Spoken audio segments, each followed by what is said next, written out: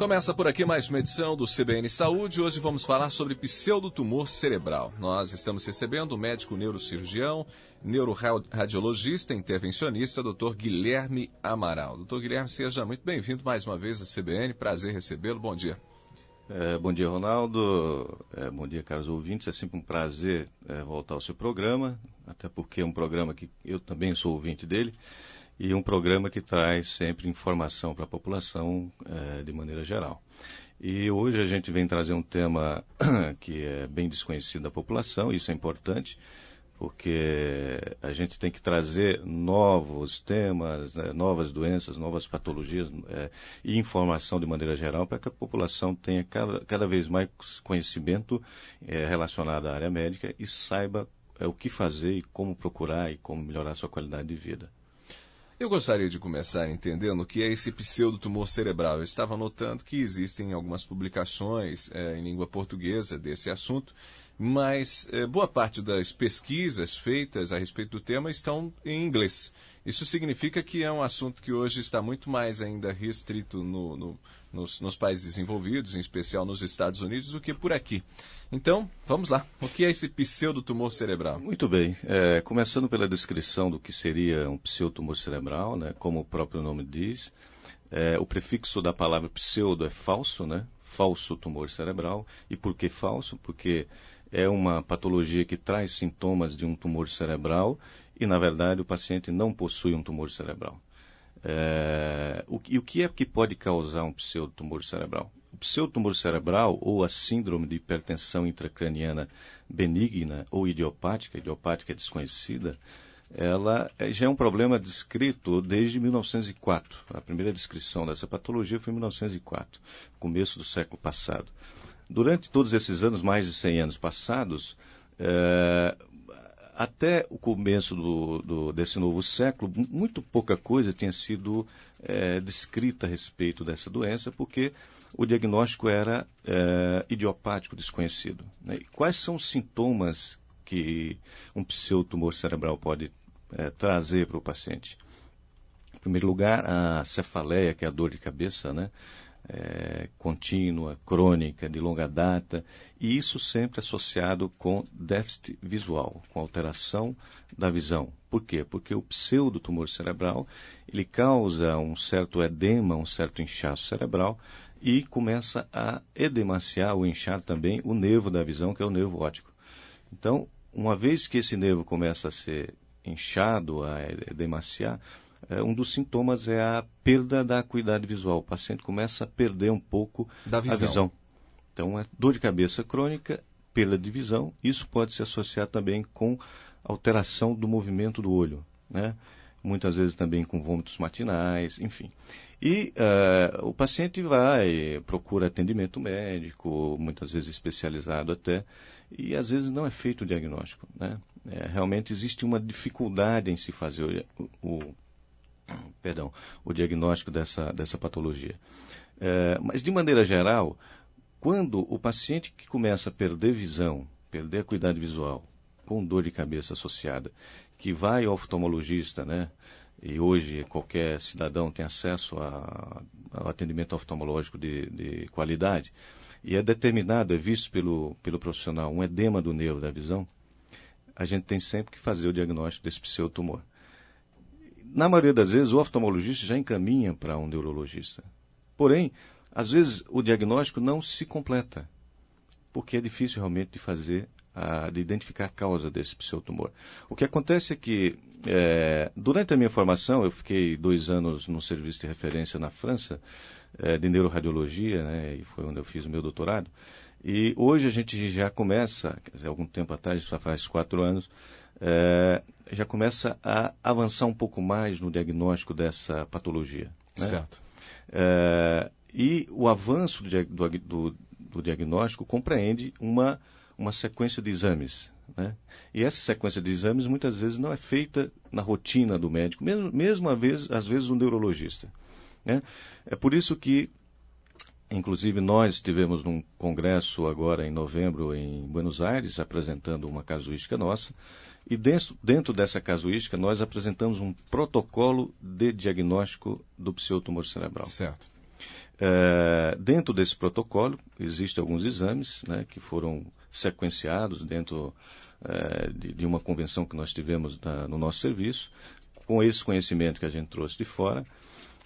E a partir daí nós começamos a fazer mais diagnóstico de uma determinada causa para o pseudotumor cerebral. E essa determinada causa tem tratamento, isso é que é importante. Né? Bom, antes da gente falar sobre essa causa e sobre o tratamento, deixa eu só ver se a gente entendeu uma questão que me parece bastante significativa. Muitas vezes o oftalmologista faz esse encaminhamento, mas durante muito tempo, e até por falta de conhecimento do que é o pseudotumor cerebral, tem muitos profissionais de saúde que às vezes percebem, ou seja, fazem o diagnóstico de que a pessoa sim está perdendo a visão, tem lá essa inflamação no nervo óptico, mas não consegue identificar que pode ser esse pseudotumor cerebral, que pode ser essa doença. Exatamente, até faz o diagnóstico do pseudotumor, mas não consegue estender um pouco mais a investigação para que você determine uma causa. E uma dessas causas tem tratamento, isso é que é importante. Por quê? Porque o paciente com pseudotumor cerebral que não é esmiuçado, que o diagnóstico não é feito corretamente, ele pode chegar a perder a visão. E muitas vezes são pessoas numa fase produtiva da vida. São pessoas acima de 30 anos, entre 30 e 60 anos, na maioria das vezes mulheres, enfim, do ponto de vista epidemiológico, né? E são pessoas na fase produtiva. Mas independente de qualquer fase, né? O sujeito perder a visão, independente da fase que ele esteja na vida, é muito complicado. Então o importante uma vez que se faça o diagnóstico do edema do nervo óptico, que se suspeita do pseudotumor cerebral, que esse paciente seja submetido a um protocolo de investigação para que seja feita a identificação de uma determinada causa. E essa causa que tem tratamento é aí onde a gente vai chegar. Muito bem, estamos conversando com o neurocirurgião, ele é neuroradiologista intervencionista. Nosso assunto é o pseudotumor cerebral. A gente falava aqui um pouco sobre o que é o pseudotumor cerebral e uma das coisas que me chamou bastante a atenção. O Dr. Guilherme falava para a gente que não existem causas muito definidas, podem ser por várias causas, mas uma está identificada e pode ser tratada. Fala para a gente um pouquinho, doutor, primeiro sobre essa questão. Então, existem inúmeras causas para isso e nem todas são muito bem claras, muito precisas. Exatamente, Ronaldo. Na verdade, como se trata de uma síndrome de hipertensão intracraniana idiopática, né, onde isso era tratado como idiopática até alguns anos atrás, porque realmente não se conseguia identificar uma determinada causa.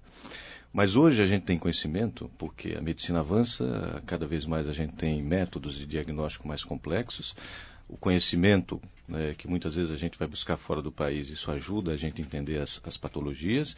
E o que acontece é que hoje a gente sabe que a obstrução de uma veia importante do cérebro pode causar dificuldade da saída do sangue, da drenagem venosa, e essa dificuldade de drenagem, de saída do sangue da circulação cerebral, quer dizer, o sangue entra, nutre todo o tecido cerebral, e por uma determinada obstrução em uma determinada veia, que é um seio venoso, que é uma veia grande, isso causa um certo edema cerebral. E aí sim, os sintomas de um tumor cerebral. Mas, na verdade, não existe tumor. Essa obstrução, que é a estenose do seio dural, hoje a gente tem como fazer o diagnóstico e tem como tratar. E o tratamento é por via endovascular, que a gente chama. A gente vai por dentro da veia, né, e faz uma angioplastia, abre essa obstrução venosa com uma resolução assim impressionante. Né? Então, pra você ter ideia, eu estou há 4 anos em Maringá, né, compondo um grupo de neurocirurgia e neurologia, e de lá para cá nós fizemos o diagnóstico, já tratamos 10 pacientes, tendo 2 já esperando tratamento. Então, talvez não seja tão incomum, talvez seja subdiagnosticado. Então, por isso que é importante que a população tenha conhecimento de mais um problema de saúde para saber como seguir, a quem procurar, o que deve saber, o que deve fazer. O que preocupa numa situação como essa me parece que é justamente o tratamento. Se a gente tem várias causas e apenas uma pode ser diagnosticada e tem tratamento, e as demais? As demais, na verdade, são processo inflamatório do sistema nervoso central, algumas doenças autoimunes. Quer dizer, realmente o tratamento neurocirúrgico é limitado. Portanto, é esse problema específico, que é uma obstrução de um seio venoso, de uma veia, esse sim tem tratamento, tem como resolver o problema. E, mais uma vez falando, talvez seja subdiagnosticado. Por quê? Porque, na verdade, quando o paciente é encaminhado para um neurologista com um edema do nervo óptico, um edema de papila de nervo óptico, e o neurologista, de maneira geral, faz uma tomografia de crânio para descartar um tumor cerebral, e essa tomografia de crânio vai ser normal, o diagnóstico para por aí. Por isso que tem que ter entendimento de entrar num protocolo, porque existem outros exames que podem fazer o diagnóstico dessa causa com o tratamento definido. Muito bem, estamos conversando aqui na CBN sobre o pseudotumor cerebral. Guilherme Cabral, médico neurocirurgião, neuroradiologista e intervencionista, é nosso convidado. A gente volta com o CBN Saúde, hoje conversando com o médico neurocirurgião, neuroradiologista e intervencionista, Guilherme Cabral. O assunto é o pseudotumor cerebral. Doutor Guilherme, você falava para a gente no início da entrevista que os sintomas são muito semelhantes a de um tumor, né? E falava da perda da visão, falava de dor de cabeça. Todos os tumores geralmente apresentam esses sintomas? Na maioria das vezes sim, porque o tumor ele começa a trazer algum dado para que seja investigado pelo médico quando ele dá sintoma. E o sintoma do tumor é geralmente por aumento da pressão dentro do crânio, aumento da pressão intracraniana. E esse aumento de pressão intracraniana leva a dor de cabeça crônica, às vezes vômitos, perda de visão, né? Por isso que a clínica, né, os sintomas, sinais e sintomas de um pseudotumor são às vezes semelhantes a de um tumor cerebral, mas não existe lesão no tecido cerebral, né? O tecido cerebral está normal, então um falso tumor, quer dizer, só traz o sintoma, mas não existe realmente uma lesão expansiva dentro do crânio. Volto a falar, uma das causas principais é que hoje a gente faz isso, né? Isso é uma coisa recentemente descoberta, você viu em alguns artigos, na maioria das vezes até de língua inglesa, porque hoje realmente quem domina a publicação mundial, mesmo eu que costumo publicar, a gente sempre prefere mandar para revistas em inglês, porque tem uma leitura, uma abrangência maior. É uma patologia onde a gente começou a onde começou a ser feito um diagnóstico de uma determinada causa muito recentemente. E com o advento de novas tecnologias dentro da medicina, começou-se a tratar com um resultado muito bom. Isso é que é importante. Então, o que é que tem que ficar para a população? É que dor de cabeça crônica, cefaleia crônica de longa data, com perda de visão, com diminuição da acuidade visual, onde, na maioria das vezes, o paciente pode até procurar um oftalmologista e é identificado um edema do nervo da visão, tem que se pensar no pseudotumor cerebral. E a investigação tem que ir além de uma simples tomografia. Eu falo simples, não, apesar de ser um exame detalhado, mas é um exame que não vai te trazer muitos dados quando a gente fala a respeito do pseudotumor cerebral. Existem outros exames que devem ser feitos para que a gente determine uma causa como essa obstrução de uma veia, estenose de um seio dural, que pode ser tratado. Muito bem. E essa é uma questão bastante interessante, porque a gente está tratando desse tema e muita gente hoje sofre com dor de cabeça, com muita dor de cabeça, e às vezes já teve diagnóstico de enxaqueca, por exemplo. Quando tem um diagnóstico como esse, talvez seja necessário considerar a possibilidade de um pseudotumor cerebral? Sim, muito bem colocado o seu questionamento, até porque dentro da nossa casuística, dentro de uma série de pacientes que nós já temos diagnosticado e tratado, um deles já vinha sendo tratado com enxaqueca desde 2006. Um paciente que já vinha sendo tratado com enxaqueca, com tomografias e ressonâncias normais, porque realmente são exames que podem se mostrar normais, e que de repente ela começou a apresentar um desvio do olho.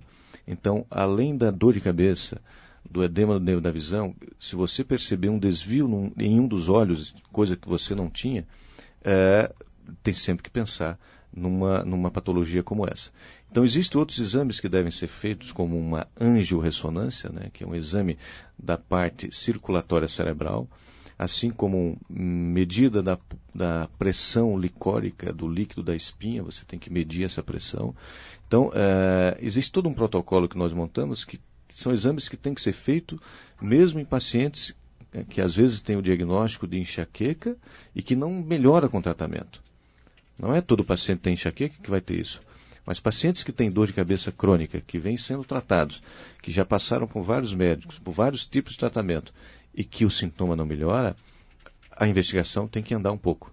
A gente tem que... Deixa eu fazer uma pausa, doutor, até para a gente entender.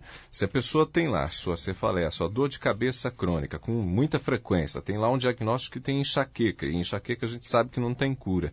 Mas quando ele toma um remédio e a dor alivia, ele não precisa ficar preocupado. Agora, se ele está tomando remédio e não está mais aliviando a dor... Isso, muito bem colocado. Se o tratamento é eficaz, perfeito. É uma síndrome enxaquecosa. Agora, se o paciente começa a passar por vários tipos de tratamento, e às vezes por vários colegas diferentes, e não obtém um resultado, existem outros exames que devem ser pensados e realizados para se afastar uma síndrome de pseudotumor cerebral.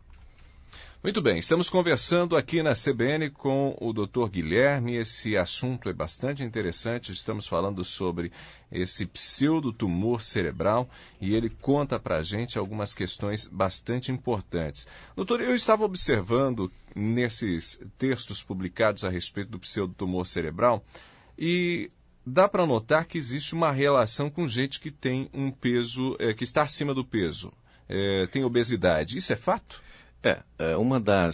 Hoje, uma das causas também diagnosticada como causa do pseudotumor cerebral é a obesidade. Por quê? O paciente obeso, ele tem um aumento da pressão intraabdominal. Por quê? Por conta da obesidade. Esse aumento de pressão intraabdominal pode dificultar também a drenagem de sangue que vem do cérebro, por compressão da veia cava. Então, todo o sistema de drenagem do cérebro, que vem cérebro, veias jugulares, que desce pela veia cava, pode também ter uma dificuldade de drenagem por uma subobstrução a nível do abdômen. Então, pacientes obesos também podem ter síndrome de pseudotumor cerebral. Está muito bem colocada a sua pergunta. Então, as pessoas que têm hoje obesidade podem ter essa doença. E parece que tem uma relação com o sexo feminino, né? Isso é mais comum, como boa parte de doenças, no sexo feminino, mas isso aí a gente não tem como explicar. Não tem uma razão de ser para isso. Isso, né, exatamente. Bom, doutor, essa é uma doença que algumas causas estão sendo identificadas. A gente observa, por exemplo, essa questão da incidência ser maior nas mulheres.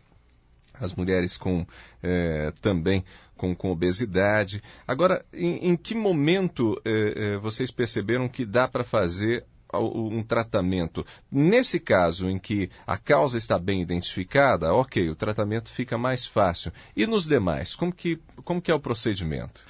Existem outras ferramentas do ponto de vista clínico e cirúrgico que a gente pode abrir mão, né?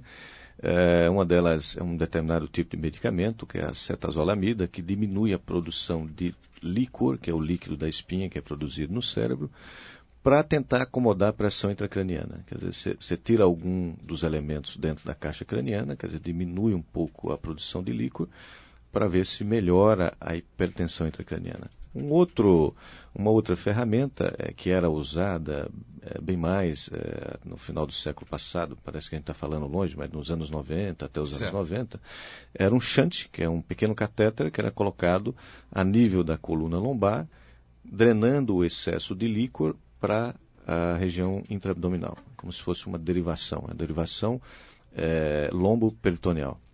É uma técnica também neurocirúrgica que pode ajudar em alguns casos. Mas o que a gente veio aqui na intenção de salientar, primeiro, é que as pessoas tenham em mente esse diagnóstico, que a pessoa pelo menos já ouviu falar desse tipo de diagnóstico, que doença, cefaleia crônica com perda de visão, com alteração do movimento ocular e às vezes com vômitos, o diagnóstico não pode parar numa tomografia.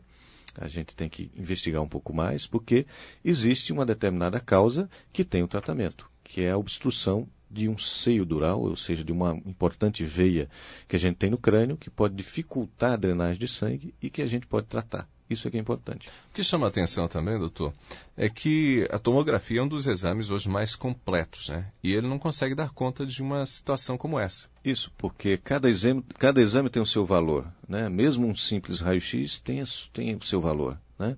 Porém, quando a gente fala em pseudotumor cerebral, a tomografia realmente fica limitada. Mesmo um bom aparelho de tomografia fica limitada. Então, existe um protocolo a se seguir com ressonância, com angiorressonância, com punção lombar, com angiografia, com arteriografia cerebral, que deve ser feito para que a gente determine uma determinada causa específica e consiga tratar. No bloco do CBN Saúde, hoje conversando com o médico neurocirurgião, neuroradiologista, intervencionista Guilherme Cabral. Estamos falando sobre pseudotumor cerebral. Algumas questões me parece que são importantes a gente reafirmar, até por se tratar de uma doença ainda pouco conhecida, doutor Guilherme. Me parece que a primeira questão aqui é que os sintomas até parecem bastante claros, mas se confundem em alguns momentos com outras doenças, né? Isso.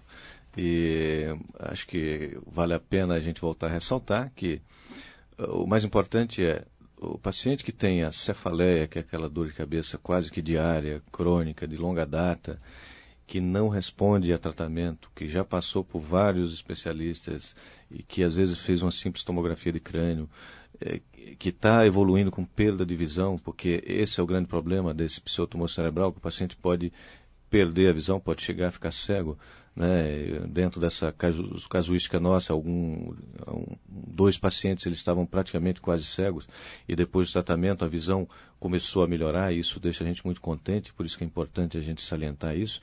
Então, cefaleia crônica, quase que diária, que não responde a nenhum tratamento, com perda de visão, a investigação tem que ir além de uma tomografia. Então, não identificada a causa, é importante procurar outras opiniões. Exatamente. Às vezes, eu falo às vezes para os meus pacientes, às vezes a gente não tem a verdade absoluta. É importante que as pessoas tenham em mente que às vezes é salutar procurar outras opiniões, mesmo confiando no teu médico. É importante escutar a opinião de um segundo, de um terceiro médico. Não tem problema nenhum. Isso não é desmérito para o profissional.